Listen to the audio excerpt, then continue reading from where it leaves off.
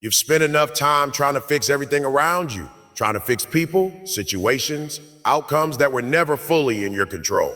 And somewhere along the way, you lost focus on the one thing that actually matters. You. This is where everything changes. Rebuilding yourself isn't about becoming someone new. It's about returning to who you were before the world distracted you, before doubt got louder than your own voice. It's about stripping away everything that isn't real, everything that drains you, everything that keeps you stuck. Look at your life honestly, not emotionally, not with excuses. Clearly, what habits are holding you back? What thoughts keep repeating and limiting you? What are you tolerating that you shouldn't be? Because growth doesn't start with motivation. It starts with truth. You cannot rebuild your life with the same mindset that broke it. You can't stay in the same routines and expect different results. Something has to change, and that something is you. Focus on you. Not in a selfish way, but in a necessary way. Wake up and invest in your mind. Feed it discipline instead of distraction. Train your body, not just for appearance, but for strength and resilience. Protect your energy like it's your most valuable asset, because it is. You don't need validation. You don't need approval. You need consistency. Every single day, show up for yourself, even when you don't feel like it, especially when you don't feel like it, because that's where transformation happens. Stop announcing your plans. Stop explaining your goals. Move in silence and let your results make the noise. The less you talk, the more you execute. The more you execute, the more you become. You are not behind. You are not too late. You are exactly where you need to be if you decide to take control now. Rebuilding is uncomfortable. It's lonely at times. You'll outgrow people. You'll outgrow the version of yourself that once felt familiar. But that's the price of growth, and it's worth it. There will be days when progress feels invisible. Days when nothing seems to change. But understand this, every disciplined choice is stacking. Every small effort is building something bigger than you can see right now. Don't quit in the middle of your transformation just because you can't see the finish line yet. Trust the process. Trust your effort. Trust that the person you are becoming is stronger, sharper, and more focused than ever before. This is your turning point. Not next week. Not tomorrow. Right now. Decide that you're done settling. Decide that you're done repeating the same cycle. Decide that you're ready to become someone who is disciplined, focused, and unstoppable. No more distraction. No more excuses. Rebuild yourself. Focus on you. And watch how everything else starts to fall into place. Taking full responsibility for your life means recognizing that, regardless of what has happened in the past, you are the one in control of what happens next. It requires a shift in mindset from blaming circumstances, people, or bad luck to accepting that your choices, actions, and reactions shape your reality. This doesn't mean that everything that has happened to you is your fault, but it does mean that how you respond to those experiences is entirely up to you. Blame is easy. It offers temporary relief and protects the ego from discomfort, but it also keeps you stuck. As long as you continue to point fingers at others or external situations, you give away your power. You make yourself dependent on things you cannot control. And when you do that, growth becomes almost impossible. Responsibility, on the other hand, is empowering. It puts you back in the driver's seat, where your decisions begin to matter more than your circumstances. Owning your life starts with honesty. You have to look at where you are right now without filtering through excuses. If something isn't working, acknowledge it. If you've made mistakes, admit them. Avoiding the truth might protect your feelings in the short term, but it prevents you from improving in the long term. Growth begins the moment you stop lying to yourself and start confronting reality as it is. Responsibility also means understanding that your habits are a reflection of your priorities. The way you spend your time, the things you choose to focus on, and the standards you set for yourself or yourself all contribute to the results you're getting. If you're not satisfied with those results, there's something in your daily actions needs to change. No one else can do that for you. No one else can put in the effort on your behalf. It also requires emotional control. Life will test you. There will be setbacks, disappointments, and unexpected challenges. In those moments, it's easy to react impulsively or fall into negativity. But taking responsibility means choosing your response carefully. Instead of asking, why is this happening to me? Start asking, what can I do about it? That small shift in perspective changes everything. It moves you from a passive mindset to an active one. Another important part of this is letting go of the need for validation. When you rely on others to approve your decisions or recognize your efforts, you give them influence over your direction.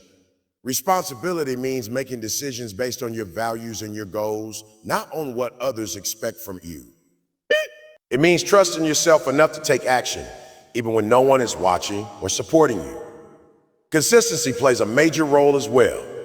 It's not enough to take responsibility once and expect immediate change. It's something you have to practice every single day. It shows up in the small choices, waking up on time, keeping promises to yourself, staying focused when distractions are everywhere. These actions may seem minor, but over time, they build discipline and create momentum. You also have to accept that responsibility comes with discomfort. It forces you to face your weaknesses, to step outside your comfort zone, and to do things you may not feel ready for. But that discomfort is necessary. It's part of the process of becoming stronger and more capable. Avoiding it only delays your progress. At the same time, taking responsibility means forgiving yourself for past mistakes. Holding on to guilt or regret doesn't help you move forward. Learn from what happened, take the lesson, and then let it go. You cannot change the past, but you can absolutely shape your future. And that future depends on what you choose to do now. Ultimately, when you take full responsibility for your life, you stop waiting. You stop hoping that things will magically improve. You stop depending on luck or external circumstances. Instead, you take action. You become intentional with your time, your energy, and your decisions. You build a mindset that is focused, resilient, and proactive. And once you reach that point, everything begins to shift. You become more confident because you know that your life is in your hands. You become more disciplined because you understand the value of your actions. And most importantly, you become unstoppable because you no longer rely on anything outside of yourself to create the life you want. Distractions don't ruin your life all at once. They do it quietly in small moments that seem harmless. A few minutes scrolling, a task delayed, a promise to yourself pushed to tomorrow. Over time, those moments compound into lost focus, broken consistency, and goals that never materialize. Cutting out distractions begins with recognizing how much they are actually costing you, not just in time, but in potential clarity and momentum. You have to become aware of what pulls your attention away from what truly matters. It might be your phone, social media, endless entertainment, or even people who drain your energy with negativity or unnecessary drama. Not all distractions are obvious. Some disguise themselves comfort as relaxation, as things you would deserve after a long day. But if they repeatedly take you away from your priorities, they are holding you back. Discipline starts where comfort ends. It means choosing what is important over what is easy. It means doing the work even when there's no immediate reward, even when no one is watching. Most people wait to feel motivated before they act, but motivation is unreliable. It comes and goes. Discipline, on the other hand, is built through action. The more you show up and follow through, the stronger it becomes. Creating disciplined daily habits requires structure. You cannot rely on willpower alone because willpower fades. Instead, design your environment in a way that supports your focus. Remove what tempts you. If your phone distracts you, put it away when you need to work. If certain environments make you lazy or unfocused, change them. Set clear times for work, for rest, and for growth. The more intentional your routine is, the less room there is for distraction to creep in. Your habits define your outcomes. What you do every day matters far more than what you do occasionally. Small actions repeated consistently shape your identity and your future. Waking up at a set time, exercising regularly, dedicating focused hours to your goals. These are not dramatic actions, but they are powerful. They build discipline not through intensity, but through repetition. There will be resistance. Your mind will try to pull you back into comfort. It will suggest that you can start later, that you deserve a break, that missing one day doesn't matter. This is where discipline is tested. It's not about never feeling resistance, it's about acting despite it. Every time you choose discipline over distraction, you reinforce a stronger version of yourself. It's also important to understand that discipline is not about perfection. You will have days where you slip, where distractions win. What matters is how quickly you recover. One mistake does not define you, but repeated excuses do. Instead of giving up after a setback, reset immediately. Get back on track without overthinking it. Progress is built on consistency, not perfection. Another key part of this process is prioritization. Not everything deserves your time and attention. You have to decide what truly matters and focus on that. When your priorities are clear, it becomes easier to say no to things that don't align with them. Every time you say yes to a distraction, you are indirectly saying no to your goals. Being disciplined means protecting your time and energy with intention. You also need to build a relationship with delayed gratification. In a world where everything is instant, choosing to work toward long-term rewards is a powerful advantage. The effort you put in today may not show immediate results, but it is building something valuable over time.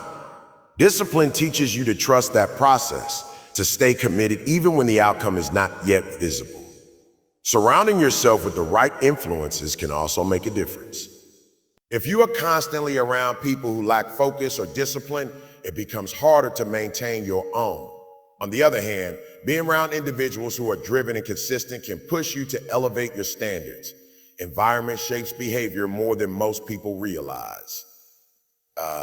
At its core, cutting out distractions and building disciplined habits is about control. It's about deciding that your goals are more important than temporary comfort. It's about training your mind to stay focused on what matters even when easier options are available. Over time, this control becomes natural. What once felt difficult starts to feel normal. And when that happens, your life begins to change. You become more productive, more focused, and more confident in your ability to follow through. You stop wasting time on things that don't matter and start investing in things that do. The gap between where you are and where you want to be begins to close, not through sudden bursts of effort, but through steady, disciplined action repeated every single day. Discomfort is often misunderstood. Most people see it as a signal to stop, to retreat, to return to what feels safe, familiar. Discomfort is not the enemy. It's an indicator that you are stepping beyond your current limits. It shows up when you're doing something new, something challenging, something that forces you to grow. If everything feels easy and familiar all the time, it usually means you're not pushing yourself enough to evolve. Growth and comfort cannot exist in the same space for long. The moment you choose growth, you are also choosing uncertainty, effort, and resistance. Your mind and body are naturally wired to avoid this. They seek efficiency and safety, preferring patterns that require less energy. That's why breaking old habits or building new ones feels difficult at first. You are going against what is familiar, and your system resists that change. Instead of avoiding discomfort, you need to learn how to interpret it correctly. When something feels hard, it doesn't necessarily mean it's wrong. Often it means you're developing. Think about any skill you've ever improved at, whether it was physical, mental, or emotional. In the beginning, it likely felt awkward, frustrating, and even discouraging. But with repetition and persistence, that discomfort gradually turned into confidence and competence. Discomfort is also where self-discovery happens. When you are pushed outside your usual patterns, you begin to see how you react under pressure. You notice your tendencies, whether you give up easily, make excuses, or push through despite resistance. These moments reveal parts of yourself that remain hidden when everything is easy. And once you become aware of them, you have the opportunity to improve. One of the biggest barriers to growth is the fear of failure. Discomfort often carries the risk of not succeeding immediately, and that can feel intimidating. But failure is not a dead end, it's feedback. It shows you what doesn't work and points you toward what needs to change. Avoiding discomfort to escape failure only keeps you stuck in the same place. Facing it, on the other hand, moves you forward, even if the progress feels slow. It's important to understand that discomfort is temporary. It feels intense in the moment, but it doesn't last forever. What feels difficult today can become manageable tomorrow and eventually effortless with enough practice. The key is to stay in that uncomfortable space long enough for adaptation to happen. If you constantly retreat at the first sign of difficulty, you never give yourself the chance to grow stronger. There's also a difference between productive discomfort and harmful situation. Growth-related discomfort challenges you, stretches your abilities, and pushes you to improve. Harmful situations, however, drain you, damage your well-being, or take you away from your values. Learning to distinguish between the two is essential. Growth should feel challenging, but it should also move you in a positive direction. Building a tolerance for discomfort is a skill in itself. It requires practice. You can start small, doing things that you tend to avoid, facing minor challenges, stepping into situations that make you slightly uneasy. Over time, your capacity increases. What once felt overwhelming begins to feel manageable. And as your tolerance grows, so does your ability to take on bigger challenges. Another important aspect is controlling your response to discomfort. The initial feeling may be unavoidable, but how you react to it is within your control. You can either see it as a reason to stop or as a signal to continue. Training your mind to associate discomfort with progress changes your entire perspective. Instead of fearing it, you start to expect it as part of the process. Discomfort also builds resilience. Every time you push through something difficult, you strengthen your ability to handle future challenges. You become less sensitive to setbacks and more focused on solutions. This resilience carries over into every area of your life, making you more adaptable and better prepared for whatever comes your way. It's also worth noting that avoiding discomfort often leads to a different kind of pain, the pain of regret. When you stay in your comfort zone for too long, you may feel safe in the short term, but over time, you start to wonder what could have been. That lingering feeling of missed opportunities can be far more difficult to deal with than the temporary discomfort of growth. Surrounding yourself with the right mindset is crucial. When you accept that discomfort is a natural part of improvement, you stop resisting it. You begin to approach challenges with curiosity rather than fear. You understand that every difficult moment is shaping you into someone stronger, more capable, and more prepared. In the end, embracing discomfort is about changing your relationship with it. It's about recognizing that the path to growth is not supposed to be easy. It's supposed to test you, stretch you, and push you beyond what you thought you were capable of. And every time you choose to lean into that discomfort instead of running from it, you take another step toward becoming a better, stronger version of yourself. Talking about your plans can feel productive, but in many cases, it creates an illusion of progress. You say what you're going to do, you get a reaction from others, and for a moment, it feels like you've already taken a step forward. That temporary satisfaction can reduce the urgency to actually act. Instead of building momentum through execution, you end up replacing action with words. Moving in silence is about protecting your focus. When you stop announcing every goal and every step, you eliminate unnecessary noise. You no longer feel the need to explain yourself, justify your decisions, or respond to opinions that don't contribute to your growth. Your energy stays directed toward what truly matters, doing the work. Not everyone needs to know what you're building. The more people you involve, the more perspectives you invite, and not all of them will be helpful. Some may doubt you. Some may project their own limitations onto you, and others may unintentionally distract you from your path. Even well-meaning advice can sometimes create confusion if it pulls you away from your own vision. Silence creates space for clarity. There is also a level of pressure that comes with constantly sharing your plans. Once you speak something out loud, you may feel obligated to meet expectations, not just your own, but others as well. That pressure can either lead to anxiety or push you towards shortcuts just to show results quickly. When you move quietly, you remove that external pressure and allow yourself to grow at your own pace. Execution thrives in privacy. When your focus is internal, your attention sharpens. You begin to care less about how things look and more about how they actually are. This shift is powerful because real progress happens behind the scenes. It's built in the hours of effort that no one sees, in the discipline you maintain when there's no recognition, and in the consistency you uphold without applause. Silence also builds a stronger connection with yourself. Without the constant need to share or seek feedback, you rely more on your own judgment. You learn to trust your decisions, evaluate your progress honestly, and adjust your approach based on results rather than opinions. This independence is a key part of growth because it strengthens your confidence from within. Another important aspect of moving in silence is reducing distraction. Conversations about your plans can often lead to debates, comparisons, or unnecessary discussions that consume time and energy. Instead of spending hours talking about what you're going to do, you invest that time into actually doing it.